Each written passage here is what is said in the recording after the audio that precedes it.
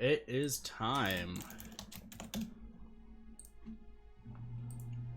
It's time for the Shibuya. If I can find the controller. There we go. Whoops, Sparky. Was just on something. Oh, of course. Still have a sore throat, but I have a throat lozenger, so that's nice. Who's ready for the end of the 1600 block? That's hi, Queen Cheese. I don't know if I said hi already, but hello.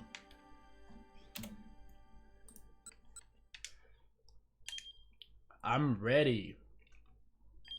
Let's go. We're gonna start off with Maria today. Whoop, Cheese Lord.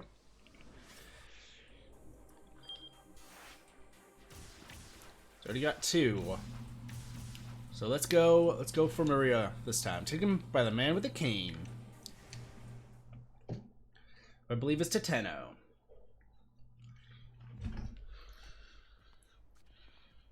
I walk counter to the throng of people heading toward the scene of the explosion. The explosion happened in Shibuya-kun, Jinyan Wonchom, near the intersection of Koendori and Oregon Hill.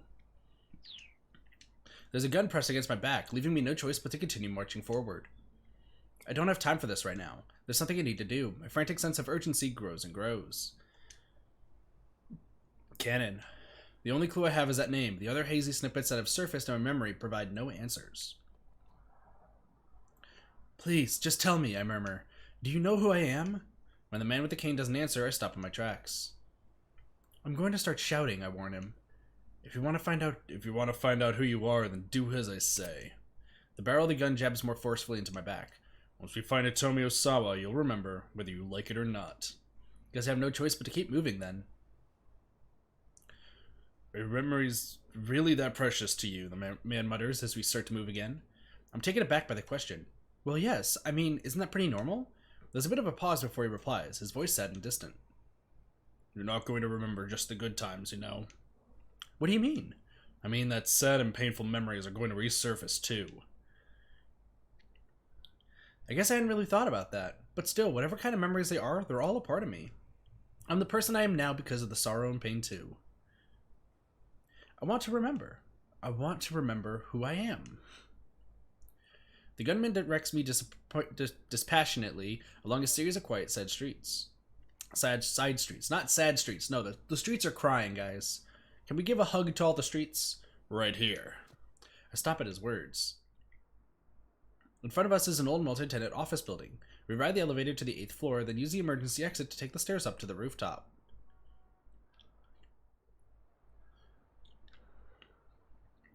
A cold breeze blows across my cheek. Sit down there. I do as he says, settling myself on the outdoor air conditioning unit. The man lowers his gun, but keeps it in hand. We'll wait here for a bit.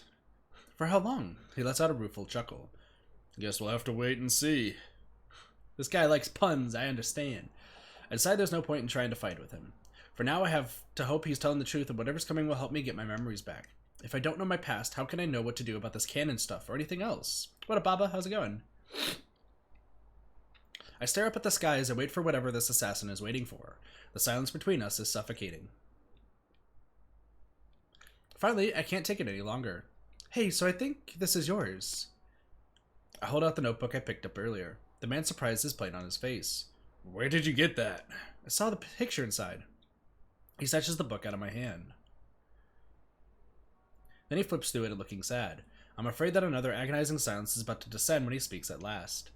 This is a picture of me and my childhood friends. His voice is low and quiet. We were inseparable back when we were kids. The boy here, he liked to fiddle with machines. Always doing things like taking apart radios and whatnot, and putting them back together. That's probably Endo from Endo Electronics. He was a total bookworm too, so he got picked on a lot. I was always there to save him from the bullies.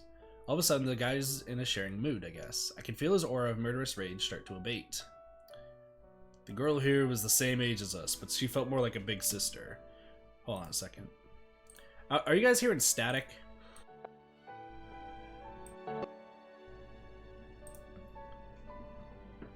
I think my headphones are breaking. I'm starting to hear static.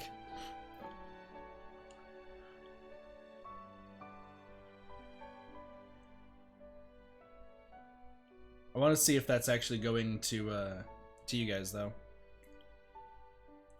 Not really. Don't hear anything? So yeah, it's probably just my headphones.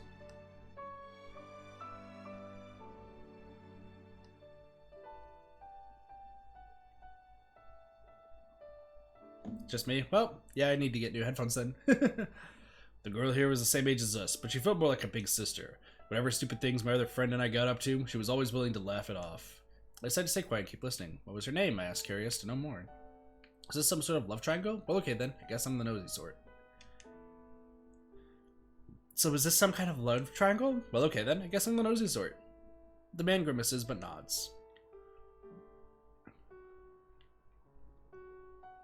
When we were in high school, she told me that she liked me, so the two of us started dating. And what about the other boy? I ask. The man casts his eyes down but doesn't answer. He was in love with her too, wasn't he? Or sorry, he was in love with her too, wasn't he? I wound up breaking up with the girl and he was furious with me for it. The man carefully slips a notebook into the pocket inside his jacket. I'm incapable of making other people happy. Why's that? Because that's the sort of person I am. He lets out a little chuckle, then stands up and brushes the dust off his pants. He looks strangely lonely.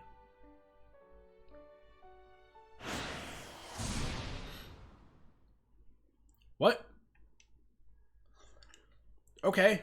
Well, I guess we're going back to Kano then. Poor Maria. Let's go to Kano then. Back to the precinct. Starting off with a keep out. That's interesting.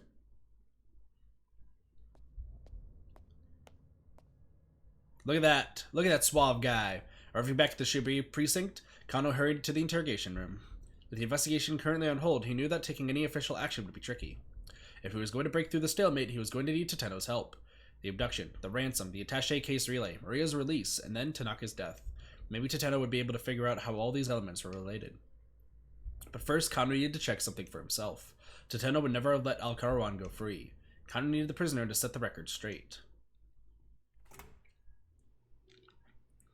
Al-Karawan sat in the precinct interrogation room looking brazen and cocksure. One glance at his face and Kano was reminded of what had happened to Sasayama. Fresh anger smoldered at the edge of his mind. There were two detectives already in the room. It seems he wasn't made privy to the details, one of them told Kano. Sounds like they were following orders carrying that attaché case around, the other added. Kano sat down across from Al-Karawan. There's something I'd like to ask you, he said. We were just paid to do a job. I don't know anything more than that. His Japanese was imperfect, but he understood the language well enough. Tell me, how did you manage to escape from Detective Tateno? Escape? I didn't. A faint smile came to Al-Karawan's lips. He let me go free. Liar! Detective Tateno would never do that! Kano slammed the desk with his fist. I didn't have handcuffs on, did I? He took them off of me. This had to be a lie. It's not like there weren't any other ways to remove a pair of handcuffs.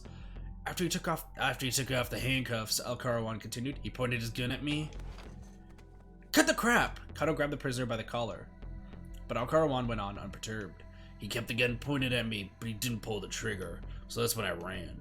Why would Detective Tateno want to shoot you? Because I saw him. Saw him? Saw him do what? Let me tell you something interesting, Al-Karawan said sardonically. There was that girl who was carrying the ransom, right? Kano pictured Otomi standing anxiously beside the statue of Hachiko. That guy Tateno was trying to kill her. And that just proves, without a shadow of a doubt, the guy with the cane and the gun is Tateno. Sweet. In a fit of rage, Kano drove his fist into Al-Karawan's face. His colleagues rushed to interpose themselves. Kano, calm down! Knocked to the floor, Al-Karawan gingerly fingered his split lip. And after I gave you such good info, too, he grumbled. Detective Tateno was assigned to protect Hitomi Sawa, Kano shouted. You can't expect me to believe you're rubbish. He lunged around the table, ready to throw another punch, but his fellow detectives held him back. Al-Karawan looked away indifferently. It's your Detective Tateno you should be arresting, not me. That girl's going to get killed. Need to step in line, pal, Kano bellowed. Kano, his colleagues shouted. You're the one who needs to step in line. Go and cool off for a bit. Understandable to be enraged. Expelled from the interrogation room, Kano immediately pulled out his cell phone and called Tateno's number. Please pick up, he clutched his phone tight, pleading under his breath, but Tateno didn't answer. Uh-oh. Uh-oh. Uh-oh. There's a vacuum going on right now that I hope you guys can't hear. Because they clean the house every 2 days. Kano sat down in a chair in the hallway in a bit of a daze. He found himself holding the present Sasayama had gotten for his wife. I have to do something. I just don't know what I'm supposed to do. His restlessness gnawed at him like a rabid animal. Hey, Kano. Hey, Kano. He looked up to... Sorry. Hey, Kano! He looked up to see Kuze standing beside him, his expression grave. Can you hear the vacuum? Sweet. Sorry, there's just so many loud noises, and everything's, like, a lot louder to me than what you guys think. I have an update on Sasayama, the director began. Kano swallowed the lump in his throat. It seems the knife went in deep enough to do some organ damage. He's in critical condition. But he's still alive. He's still alive. I see. Kano bit his lip hard. His handkerchief, red with Sasayama's blood, clung to the wrapping paper as Sasayama's present. Hey, Katoni-kun, how's it going? Yep, exactly. Exactly. How are you doing, by the way, Katoni? Kano peeled it away carefully so as not to tear the paper beneath. What's that? Asked Kuze. Sasayama had me hold on to this for him. It's a present for his wife. Ah, I see. I'm sorry, Director Kuze, for ignoring your orders. Kano's eyes remained fixed on the gift as he spoke. When you get down to it, none of this would have happened if it weren't for me. Some kind of punishment was surely headed his way for acting alone as he had. He probably wasn't getting out of this one with a simple written apology, which is when public servants are negligent in their duties or violate regulations, they can be punished with a warning, a formal reprimand, reduction in pay, suspension, or dismissal. In the case of a warning, in addition to the remonstrative from a direct supervisor, the individual must also submit a formal letter explaining the relevant details and assuring that it won't happen again. Bakuze calmly shook his head. What happened to Sasayama isn't your fault. Don't blame yourself, he said. As far as this case goes, I've been given quite the runaround myself. True, very true. Kitone, how far are you in the game, by the way? I'm just curious. There was a rare note of vulnerability in Kuze's voice.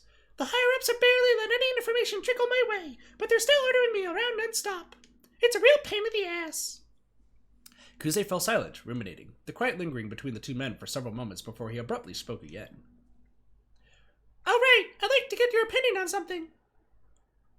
So Mamoru Tanaka, who we found in the minivan, you know? Nice. What'd you think? Should we ought to maybe release his name to the media? Kuze had slipped into his childish register. He was clearly exhausted. After dealing with the kidnappers' baffling actions and too much meddling from the higher-ups, even a veteran like Kuze is just beat, but it's not the only reason for his exhaustion. Kuze has a brother, 6 years his senior, who despite being nomically mature refuses to get a real job, and shows no inclination to settle down with a family. He walks around town day after day, dressed like a hippie, treating passerby to songs he's written. Kuze has been worrying about his shiftless brother for years now. The guy's become a chronic source of consternation. Interesting. Kano was thrown by the question. It was a rare thing for the director to seek an opinion from a mere junior detective. It feels like there's something not too normal about when a Kenji Osawa's subordinate's dying, Kuze went on. Kano had the same thought. This felt too intentional to be a coincidence. So here's the question. Should I get the media involved or try to rush for a resolution, or should I be more cautious? What would you do? About releasing the name? Kano asked. True. That is very true, Katoni. We probably will meet him. Probably. That wasn't such a simple thing to answer. There were so many factors to consider. A tired smile came to Kuze's face. Don't think hard about it so hard. This is just so I have a point of reference. Tell me what your gut says. I think releasing the name should be alright. I think we should hold back for now. I can't make that decision, sir. Honestly, I think we should hold back for now. We shouldn't release Tanaka's name right now. Kuze rumbled. We still don't know if Mamoru Tanaka was murdered or if he committed suicide, Kano pointed out. We should at least wait until we know that much. This case had so many loose ends that could lead in dangerous directions. It would pay to be as prudent as possible. Kuze paused for a moment and thought, then nodded. I see what you mean. All right, then. Be the hero that was cautious? Oh my gosh, Queen Cheese, I understand your reference. Then, without another word, he headed back toward the conference room. Oh, there's the mayor, or the governor, or whatever his name is. On the TV, the governor's press conference was still going on. I've just requested that each of the railroad companies starting with JR stop running trains through Shibuya Station until further notice. As far as roads go, Boat 246 has already been closed to traffic. The executive looked pale as he spoke to the crowd. Is there any possibility of a bioterrorist attack? What about the people who are still in Shibuya? The reporters unleashed a barrage of questions. The governor's face scrunched up. As I've already made clear, this is not a complete blockade. Because modern Japan does not have a system for enacting martial law, there are few ways that a government could effectively quarantine Shibuya. In the case of potential viral infection, the infectious disease law allows for the city to be partitioned into areas of restricted movement. If the authorities do not want to acknowledge the existence of the top-secret UA virus, however, taking such an action would be rather tricky legally. There's nothing to stop anyone from leaving Shibuya on foot. Isn't that what you're describing, de facto martial law? Spat one reporter. Of course not, the governor snapped. You should be well aware that martial law is illegal. I couldn't declare it even if I wanted to. If you wanted to? So this is a bad terrorist issue then? I never said anything of the sort. The press conference was devolving into chaos. Kano was unsurprised, given the circumstances. Yeah, everyone's kind of scared. Everyone's really scared. Still, everyone was doing their best insofar as they knew how. So why not me, Kano thought. It doesn't matter what I do. I just want to be doing something. Just letting time tick by without trying to take action was more than he could bear. Kano began to worry about Rumi and decided to give her a call, was worried about Sasayama and decided to visit him in the hospital, thought about Sasayama's wife and decided to get in touch with her. Let's talk to Sasayama's wife. Why not? He called Sasayama's home phone, but nobody picked up. Perhaps she'd gone to the hospital. With that in mind, Kano called up Shibuya Central Hospital and asked him to transfer him to Mrs. Sasayama.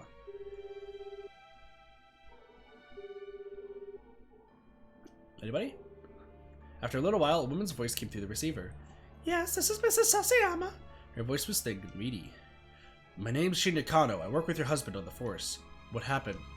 He didn't know what to say. He couldn't find the words.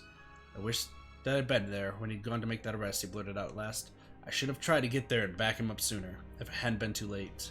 He trailed off, hoping he hadn't said too much. Sasayama's wife answered in a gentle, quavering voice. Thank you so much for your concern. I'm glad that my husband is lucky enough to have a colleague like you. No, I couldn't. I'm married a detective, Mr. Kano. I've prepared myself for the possibility that something like this might happen. Aww.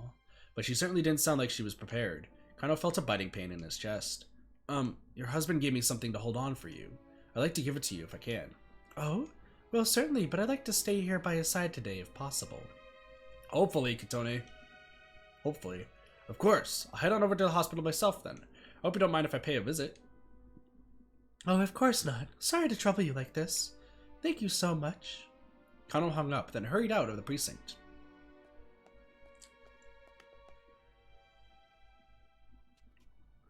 Oh, there's Hana. He's making his way toward the hospital. Kano spotted a girl sitting on the pedestrian overpass. She looked like she was on the verge of tears. Concerned, he stopped beside her. Are you waiting for someone? He asked. The girl simply bit her lip and said nothing. Are you lost? Do you need a policeman? The relatively low crime rate in Japan, combined with rather high police personnel numbers in Tokyo, mean that officers, particularly beat cops, often have plenty of bandwidth to deal with more minor issues. Again, the girl gave no answer. Where did you come from? Kano tried, still nothing. He had just decided to go on and call for a female officer when the girl hesitatingly spoke at last. Heaven Publishing. Heaven Publishing. After a little coaxing, she told him where that was. It turned out it was on the way to Shibuya Central Hospital, not too far from where they were now. Why don't I take you there then? Kano said. I'm already headed in that direction anyway. The girl seemed a bit reluctant at first, but eventually she agreed to go with Kano. Uh-oh. Kano parted ways with the girl outside the building where Heaven Publishing was located. He noticed that she hesitated to enter at first, but eventually vanished inside. What? I didn't have a choice! Yeah, we didn't get a choice! Uh-oh! It must be with the cover's press conference. When he appeared at the incoming call display, his heart nearly stopped. There was Tateno's name. Kano quickly pressed the button to accept the call. Detective Tateno! Detective Tateno, is that you? There's a whole mountain of things Kano wanted to ask. Just what had he been doing this whole time? Why had he let Alucard go free? What a fighter, how's it going?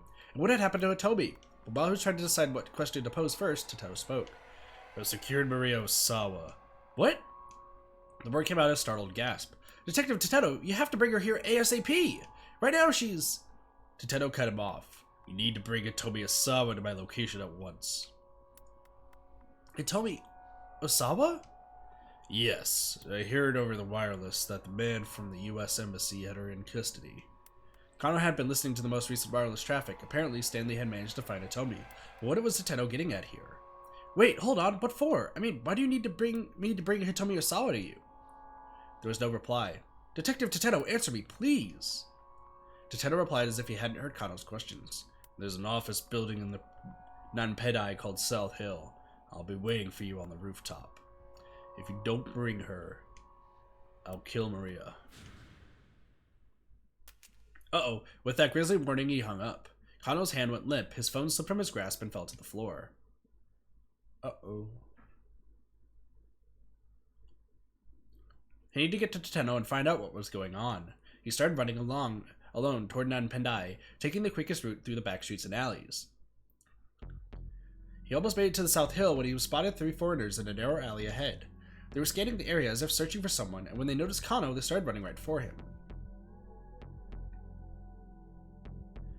They were all dressed in the same kind of black clothes Al-Karawan wore. Kano recognized them at once, syndicate members who had taken part in the ransom relay. In a matter of moments, they had him cornered. "Out of my way," he said, "I'm in a hurry." But either they didn't understand him or simply didn't care to respond. Instead, they moved in to attack, pummeling him with fists and kicks. Uh-oh. Well, this isn't going well. It was 3 against 1. Kano didn't stand a chance. Although he died desperately to protect himself, soon he was sprawled out on the ground like a used and tattered rag. The man left him where he fell. As they jogged into the distance, he could see them searching again. The deserted alleyway grew quiet as the storm's aftermath. No, there's still some that survived, Kitone. There's still some that didn't make it to the bar. I need to get to Tateno. He strained to reach out for his cell phone, but he couldn't move any of his fingers. Huh. What up, Justin? How's it going? Well, we got the final bad end for Kano. Won't be seeing Tateno. Yeah, that's kind of true. En route to Nanpedai, Kano crossed paths with Al-Karawan's cronies and got badly beaten. Ironically, these crooks hadn't been looking for him. Someone else had led them to Nanpedai, and Kano wound up paying the price as a result. Somebody? Who led them to Nanpedai? Also, do we have any jumps? No, that's 1500. Do we have any jumps? We don't have any jumps. Interesting.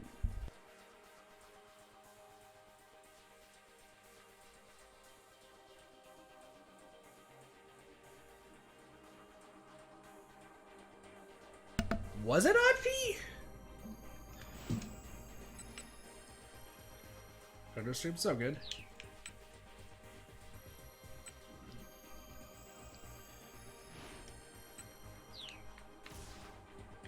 Well, let's see. I'm thinking the governor's press conference is what I need to do. Instead of... I think I need to not talk to...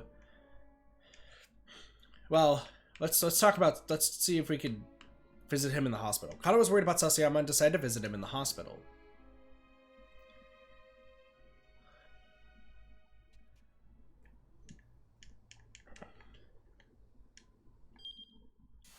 Huh. That didn't change much. I was like, wait a second. That didn't really change too much there. Let's see if we talk to Rumi. Maybe that gives us enough time. Began to worry about Rumi and decided to give her a call. I think we need to delay as much time as possible. The phone rang several times before it went to voicemail. The fact that she hadn't picked up made Kano all the more anxious. Yeah, the time passed. Time is passing. He was still staring at his phone when he got a call of his own. When he appeared at the incoming call display, his heart nearly stopped. That was Tateno's name. Kano quickly pressed the button to accept the call. Detective Tateno! Ooh, there we go. Detective Tateno, is that you? There was a whole mountain of things Kano wanted to ask. Just what had Tateno been doing this whole time? Why had he let Al-Karawan go free? And what had happened to Hitomi? But while I was trying to decide what question to pose first... Okay, so these are all the same, just a different backdrop. I've secured Maria Osawa. What? The world came out a startled gasp. Detective Tateno, you have to bring her here ASAP. Right now she's... Tateno cut him off. Need to bring Hitomi Osawa to my location at once. Hitomi Osawa? Yes. I heard over the wireless that the man from the US Embassy had her in custody. Kano hadn't been listening to the most recent wireless traffic. Apparently Stanley had managed to find Hitomi. But what was Tateno getting at here? Wait, hold on. What for? I mean, why do you need me to bring Hitomi Osawa for you? Why is there a dog barking outside that continually barks so much? Bork. All of the Bork. There was no reply. Detective Tateno, answer me. Please. Tateno replied as he hadn't heard Kano's questions. There's an office building in Nampadai called South Hill. I'll be waiting for you on the rooftop. If you don't bring her, I'll kill Maria. With that grisly warning, he hung up. Kano's hand went limp, his phone slipped from his grasp and fell to the floor. So at this point, we don't talk to Hana because we tried to. You need to get to Nintendo to find out what's going on. He started running along Pedai, and we get to the bad end. But now Minorikawa should not be there.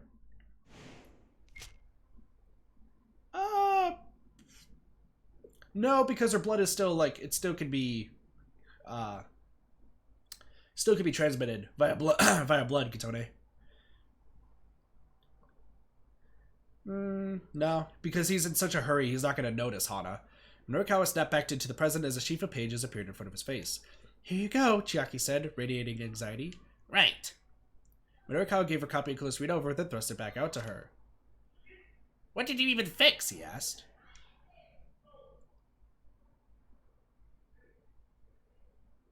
I was yelling. Could you please tell me what parts are wrong? She mumbled, hanging her head. What are you talking about? It's just, well, we don't have a lot of time here, so I figured if I just fix the parts that need fixing. Chucky trailed off into an indistinct mutter. Is that always how you go about fixing your copy? Yes. Then you're never going to get any better. If someone tells you you're no good, you rewrite the whole thing from scratch. Just making fiddly tweaks here and there is what an amateur does. Jackie dipped her head even deeper, cringing at the reprimand. Can I just say I really like how I do Minorikawa's voice? I think it fits him to a T. Minorikawa let out a tiny sigh. Look, what I just told you. That's what Toyama told me when I was first starting out. There were times he had me do dozens of rewrites. At first I thought he was just pushing me around. But after rewriting things over and over, I realized something. There are a whole lot of ways you could write about the same thing. And that's what helped me hone my skills as a writer. Jackie raised her head back up. Oh wow, really? If you can't get that, then stick with it. True, Queen Cheese, but I don't think the debt guys care anymore. Yeah, exactly. Well, here's the thing. I don't think because now that Toyama's dead, like Minorikawa doesn't have to write to pick up the debt, so he could just like kind of leave it as it is. You never know. If you can get that, then stick with it. Write your submission deadline as close as you have in order to write to the best piece you can. Okay, I can do it. I will do it. Finally, Chiaki's face brightened with a smile. That's the spirit. The woman might have talent, but she hadn't realized it yet. She needed to be able to stick to an assignment even when things got tough. If she didn't have that kind of resolve, she'd never make it as a freelancer. Yeah, that slow clap, looking at his crotch. Oh, how touching, Ozu chimed in, applauding. Almost moved to tears. They'll make a movie out of this, for sure, see? We all have only been acquainted with that sad Sam Toyama. We never knew there was such an upstanding fellow here who was so good at tough love. Minorikawa shot to his feet and pounded his fist on the desk. That's about enough from the peanut gallery. Hold your tongue, Sasagawa snarled. His eyes shone with a vicious gleam. We're getting sick of waiting here. Sasagawa, you really are a short-tempered guy, aren't you? Ozu clucked disapprovingly at his underling, then slid a piece of paper onto Minorikawa's desk. Nevertheless, I'm afraid we do require a decision now. If you'll just stamp here, we'll be on our way. Jackie stared down at the document. Is this a bond of reconnaissance? Yeah, that's right. That's what you write when they're transferring a debt. Sasagawa puffed himself up proudly. Minorikawa silently looked over the contract. If you don't have a stamp, we'll gladly accept a signature as well, Ozu pointed out. Face it, pal, Sasagawa added. If you don't hurry up and sign, we're never gonna stop going after Toyama's daughter. Minorikawa snatched up a pen. Mr. Mino, you can't do this. Think about what you're doing, Chiaki shouted. If you go through with this, you'll just wind up like Mr. Toyama. I won't. Yes, you will. Just who the hell do you think I am? I'm Minoru Minorikawa, dammit. I'm going to land so many scoops that will make your head spin. I'm going to pay back this debt and rebuild Heaven Publishing. But why would you take such a risk? Chiaki sobbed. Minorikawa lowered his voice. Because I owe him so much. I can't stand by and let these scumbags kill his daughter. He signs it. He signs it! Minorikawa readied his pen and signed the document. Alright, Sasagawa cheered. Now we're talking. A satisfied grin came to Ozu's face as he reached out for the contract. Before he could pick it up, Chiaki snatched it from the desk. I'm not letting you do this! Crumpling the paper, she stuffed it right into her mouth. Hey, Sasagawa snapped. What the hell you think you're doing? He tried to force Jackie's mouth open. Don't you dare, you bitch! But despite his frantic efforts, Jackie managed to grope the wad of paper down. She just ate paper! That,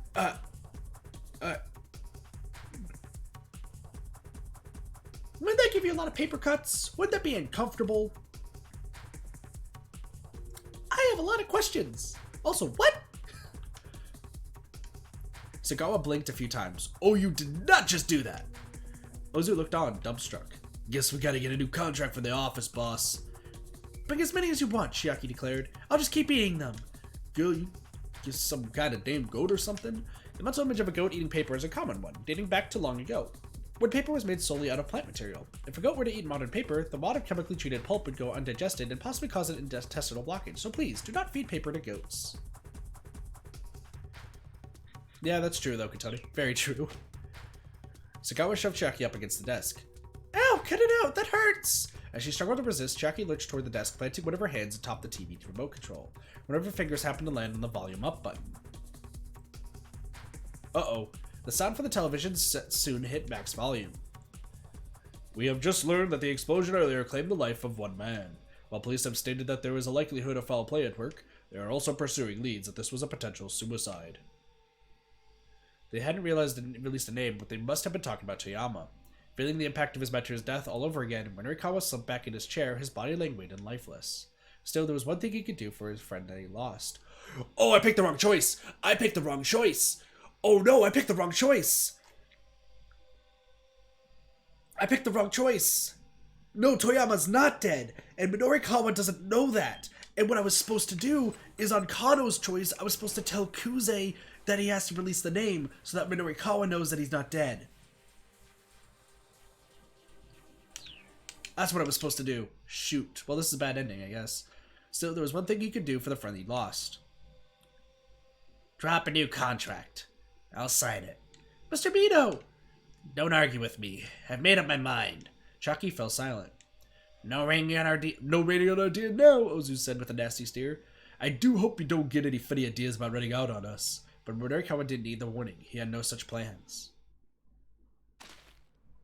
Sasagawa slapped a new contract onto the desk. Here, sign it! Minorikawa signed it for a second time. Sasagawa stepped in to make doubly certain that Chiaki couldn't eat it. I do hope you're able to earn enough to pay us back in short order, Mr. Minorikawa. With a satisfied grin, Ozu smacked him on the shoulder.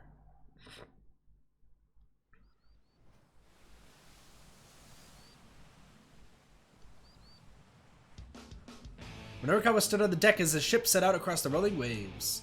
In order to pay back the loan as soon as he could, he had to quit his financially unreliable career as a freelancer. For over a year now, he'd been sailing the seas, tossed by wind and waves as he went in pursuit of his new goal. But as Minorikawa gazed out over the vast wild ocean, his eyes shone with the self-same gleam that had lit them in his days as a reporter chasing after the truth. With pen exchange for fishing rod, he sought a brand new destiny. Forge onward, Minorikawa, for the diamonds of the sea. The rare bluefin tuna.